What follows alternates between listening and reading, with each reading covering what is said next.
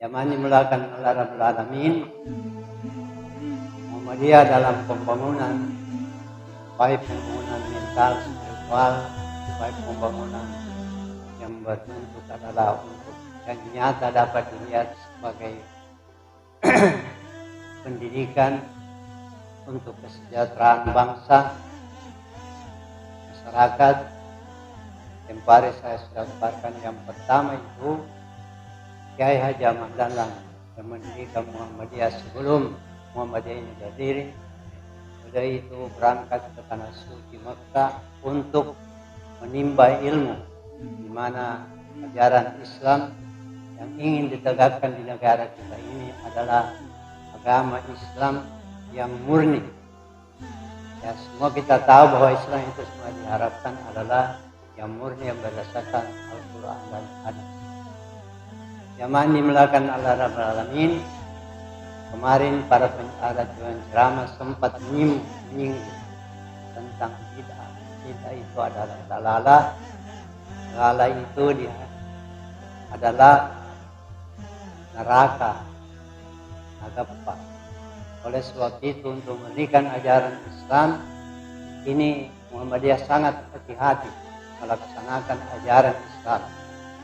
Oleh sebab itu zaman dimulakan Rabbul Alamin, yang pertama diadakan adalah pendidikan. Kita sudah dunia lalu,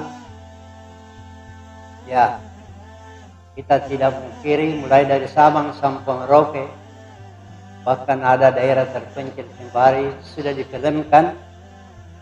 Ya, ada film yang sangat berkesan bagi kita semua rakyat Indonesia yang judulnya Pelangi, Laskar Pelangi.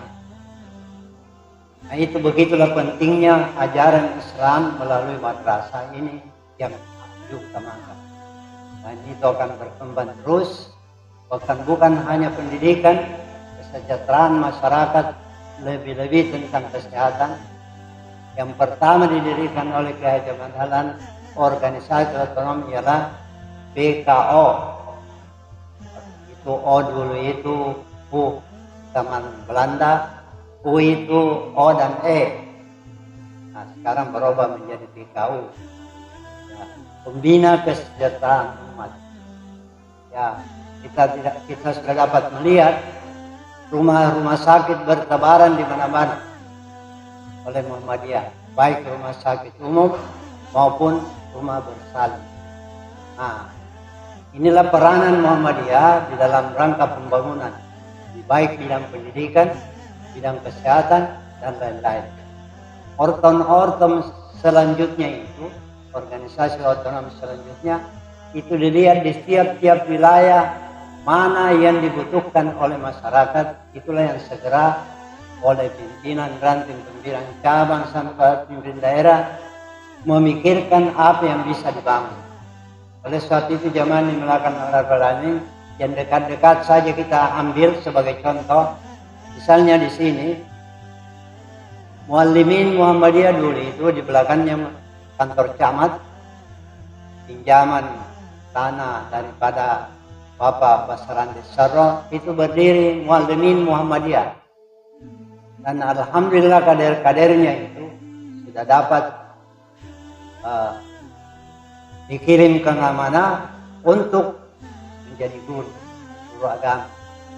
Kemudian berkembang lagi zaman dimulakan Rabbul Alamin, anggota-anggotanya yang sangat peduli tentang pendidikan. Ya, ada dulu namanya Kepala Distrik Haji Patola Desi Bali. Nah, ini ada tunannya di sini sebagai muasin kita.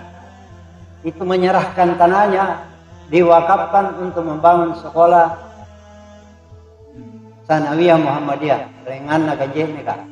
Sampai sekarang alhamdulillah sudah berkembang sampai kepada Sanawiyah dan Alia. Itu tidak ketinggalan, ranting-ranting juga membuat madrasah ibtidaiyah. Itulah yang lanjutannya ke Sanawiyah dan Alia. Bahkan sampai kepada perguruan tinggi. Ya, kalau Makassar Unismu adalah perguruan tinggi swasta yang paling besar, paling banyak mahasiswanya. Itu kita tidak pungkiri. Dan di mana-mana zaman kalau Rabbul Alamin, itulah sebabnya juga diberikan kepada kami itu yang saya akan bahas, ialah bagaimana Muhammadiyah berperan dalam pendidikan untuk mencerdaskan bangsa.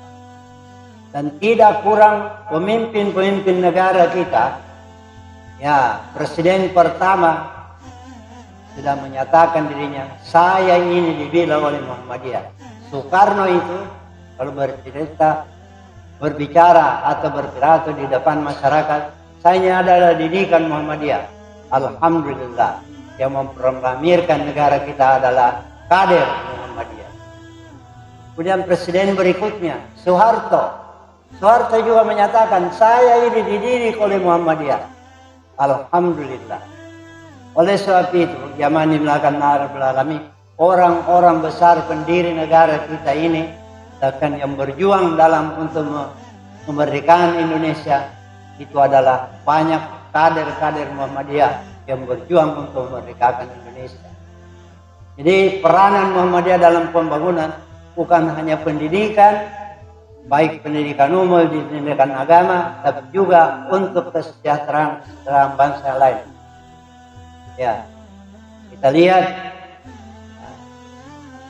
pada pertama tempoh hari saya sudah menyinggung pada siswanya waktu Kiai Haji Ahmad Dahlan selalu membaca pengompona sambayang hanya adalah yang terus menerus dilakukan atau dibaca ialah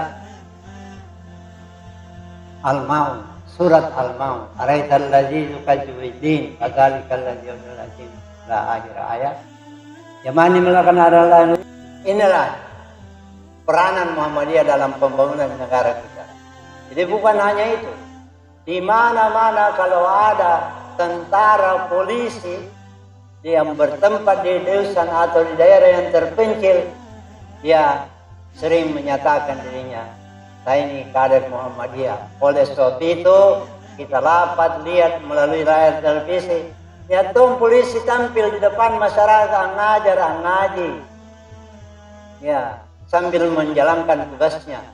Ada juga tentara di pos-pos di perbatasan, ngajar tong ngaji, ngajar tong sambayang. Inilah peranannya Muhammadiyah dalam pembangunan negara kita. Jadi kader Muhammadiyah itu, anak-anakku sekalian yang pernah belajar di sekolah-sekolah Muhammadiyah harus melaksanakan tugasnya. Tidak pernah dibina bawang. Zaman melakukan Rabbul Alamin. Begitu ketatnya dalam pembangunan negara kita ini, pada masa peristiwa G30S, PKI merondong kemerdekaan, merondong negara kita ini. Negara kita ini mau dijadikan negara komunis. Muhammadiyah juga tampil. Ya. Jadi ada ortom yang namanya Kokam, Komando Kesiapsiagaan Anggota Muhammadiyah, Angkatan Muda Muhammadiyah. Yang ini karena Kokam. Kemudian ini membuat juga Banser.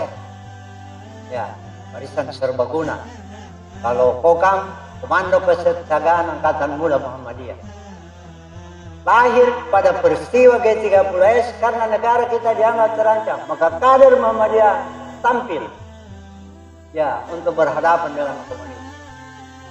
Saya teringat zaman melakukan Rabbul Alamin, saya pernah mendapatkan penyakit tuberkulosis, TBC, akibat daripada kami diberikan briefing oleh Panglima Kodam pada waktu itu, 2 malam 1 hari tidak tidur di Masjid Tamirul Masajid. Kembali saya kena sakit paru-paru, ya, karena kondisi fisik, ya, dikuras oleh tenaga dan termasuk kita di sini gigih sekali menentang komunis. DTI, suara di Barasa, ya, kita amankan, dan kita mati, kita amankan, kita tampil. Jadi organisasi Muhammadiyah itu melihat peluang-peluang ortam yang bekerja, ya, untuk membela negara kita. Jadi saya ingatkan kepada anakku yang sekolah di Muhammadiyah, sudah ada merupakan kesepakatan di mana saja Anda berada dan profesi apapun Anda berada harus tampil di depan masyarakat untuk menyampaikan misi organisasi Muhammadiyah. Muhammadiyah itu adalah pengikut Muhammad. Kaum Muhammadiyah ini pengikut Nabi Muhammad SAW. Jadi siapa saja orang Islam, saya Muhammadiyah kian itu. Jadi jangan dianggap karena anu dia, organisasi bukan. Asal Islam tahu Muhammadiyah, pengikut Nabi Muhammad SAW. Itu tujuannya. Nah, jemaah yang dimulakan ada lambang-lambangnya saja kita dapat lihat. Ya, matahari bersinar. Itu diharapkan memberi pencerahan kepada umat Islam supaya keimanannya tetap bersinar. Ya, lambang pada Muhammadiyahnya ada slogan yang terpampang di bawahnya, kita bertuliskan fastabiqul khairat. Kenang berlomba-lomba lah pemuda-pemuda. Ya, berlomba-lomba dalam kebaikan. Itu lambang-lambang yang punya makna ya sebagai semboyan untuk kita gunakan. Oleh sebab itu jangan dimelakukan arah-arah. Siapa saja yang pernah sekolah di Muhammadiyah jangan luntur. Kita ini berjuang untuk menegakkan agama ajaran Islam yang murni. Jadi kemarin Ustaz ada menyampaikan bid'ah itu, khurafat, semua itu adalah dijanjikan oleh Allah neraka. Jauh bela dianjurin namanya bid'ah-bid'ah. Apa yang tidak pernah ditentukan oleh Nabi Muhammad SAW. Itu kami neraka. Contohnya tema kewangi, jami, gasing, ya salah satu saya contoh kecil, barana, mau do kita uang, nyong pemijangan aja riola nenek dapat tampulan bangi. Nawa itu nyanakan lana sarea nih, lana bacaan untuk nabi, lana kan jangan masuk bid'ah. Kami bid'ah, ya contoh-contoh marahin. Jangan sampai keimanan kita ini membelok, bahaya bagi kita. Jadi jangan melakukan Arab alamin. Sementara ini insya Allah kita akan sambung masih banyak waktu. Assalamualaikum warahmatullahi wabarakatuh.